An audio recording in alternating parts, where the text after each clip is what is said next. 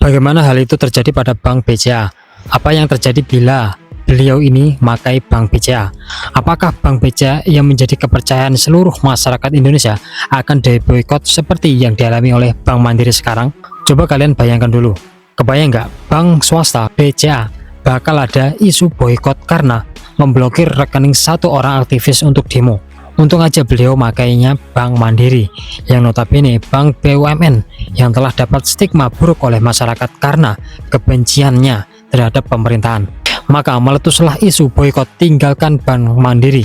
Pertanyaannya, apa jadinya jika itu terjadi pada Bank BCA? Sama aja, seluruh bank di negeri ini dapat memblokir rekening siapapun dengan sepihak, tanpa pemberitahuan dan tanpa adanya tindakan kejahatan apapun seperti yang dialami beliau.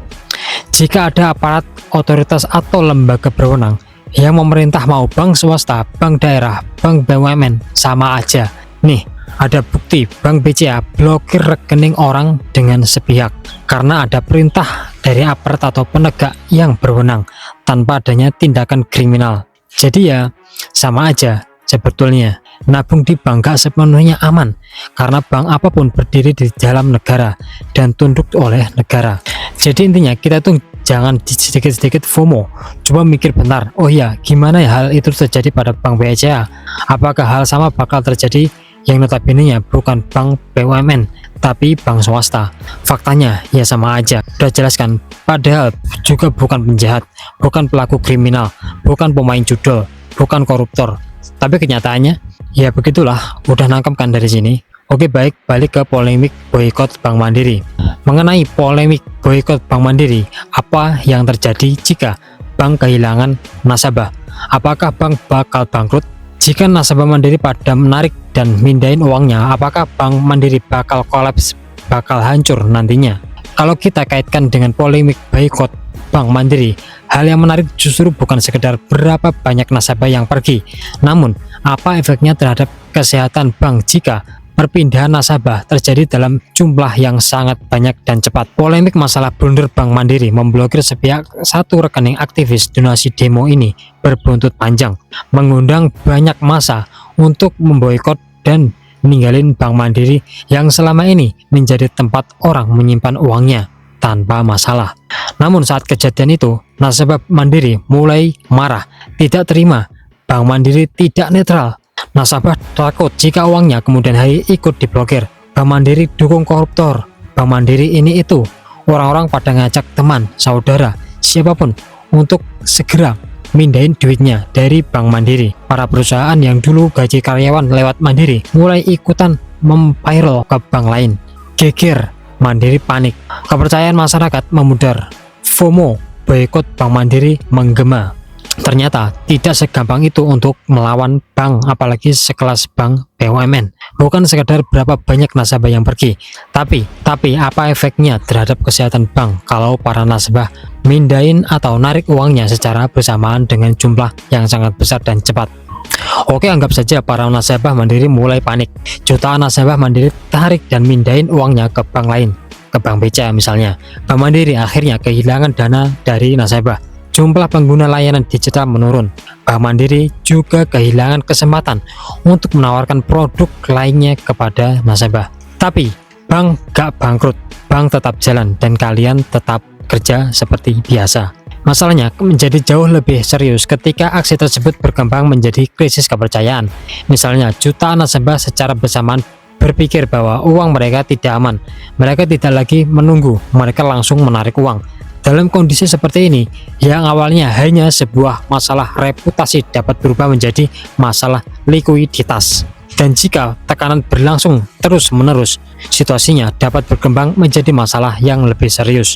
Inilah sebabnya bank dan regulator sangat memperhatikan kepercayaan masyarakat, karena dalam sistem perbankan, kepercayaan menjadi efek berantai. Ketika kepercayaan tinggi, masyarakat bersedia menyimpan uang. Bank memiliki dana untuk menjalankan kegiatan usaha, kredit dapat disalurkan, transaksi berjalan, perekonomian bergerak. Tetapi ketika kepercayaan jatuh, arah aliran uang bisa berubah. Masyarakat mulai menarik simpanan, dana berpindah ke bank lain. Sebagian orang memilih menyimpan uang dalam bentuk lain. Aktivitas perbankan juga ikut melambat.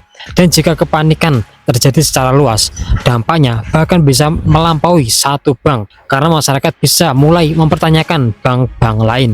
Kalau bank itu bermasalah, apakah bank saya juga aman? Pertanyaan seperti ini sangat berbahaya jika menyebar tanpa kendali, sebab kepanikan pada satu bank dapat mempengaruhi persepsi masyarakat terhadap sistem perbankan secara lebih luas. Namun bukan berarti setiap bank yang kehilangan nasabah akan langsung bangkrut. Tidak sesederhana itu. Bank memiliki berbagai rasio kesehatan, modal, aset likuid, sumber pendanaan, dan mekanisme pengawasan. Di Indonesia sendiri terdapat berbagai lembaga yang memiliki peran dalam menjaga stabilitas sistem keuangan. Otoritas Jasa Keuangan memiliki fungsi pengaturan dan pengawasan sektor jasa keuangan. Bank Indonesia memiliki peran dalam menjaga stabilitas moneter dan sistem pembayaran serta mendukung stabilitas sistem keuangan. Sementara lembaga penjamin simpanan memiliki peran dalam menjamin simpanan nasabah sesuai ketentuan dan menangani bank gagal sesuai kewenangannya. Artinya sistem perbankan memang memiliki lapisan perlindungan, tetapi perlindungan tersebut tidak berarti kepercayaan masyarakat menjadi tidak penting. Justru sebaliknya, seluruh sistem tersebut dibangun karena kepercayaan merupakan bagian fundamental dari perbankan. Dan sejarah sudah menunjukkan bahwa ketika kepercayaan runtuh, dampaknya bisa sangat besar. Krisis perbankan bukan hanya mengenai sebuah bank. Ketika sebuah bank mengalami masalah besar, perusahaan yang memiliki rekening di sana bisa ikut terdampak. Nasabah bisa mengalami kesulitan melakukan transaksi. Pelaku usaha dapat mengalami gangguan arus kas, dan jika masalah meluas, perekonomian juga bisa terkena dampaknya. Karena bank adalah bagian penting dari perputaran ekonomi. Jadi, kalau kita kembali ke pertanyaan awal, apa yang terjadi jika sebuah bank kehilangan kepercayaan? Jawabannya bukan bank langsung bangkrut, tetapi prosesnya bisa dimulai dari sesuatu yang jauh lebih sederhana. Satu nasabah kecewa, kemudian 1000 nasabah pergi. Lalu semakin banyak orang memindahkan uangnya. Jika dilakukan secara perlahan, bank masih bisa beradaptasi. Tetapi jika berubah menjadi kepanikan massal, situasinya bisa menjadi jauh lebih berbahaya. Kepercayaan hilang, dana mulai keluar, likuiditas tertekan, panik semakin besar. Dan jika tidak ditangani, masalah likuiditas dapat berkembang menjadi masalah kesehatan bank yang lebih serius. Karena pada akhirnya, bank bukan hanya berdiri di atas uang, bank berdiri di atas kepercayaan. Selama masyarakat percaya bahwa uang mereka aman dan sistem mampu bekerja ketika dibutuhkan, bank dapat menjalankan fungsinya. Tetapi ketika kepercayaan itu hilang, uang bisa bergerak keluar dalam waktu yang sangat cepat. Dan dalam dunia perbankan, terkadang yang paling berbahaya bukanlah ketika uang sudah habis, melainkan ketika masyarakat mulai percaya bahwa uang mereka tidak aman untuk disimpan ke bank lagi.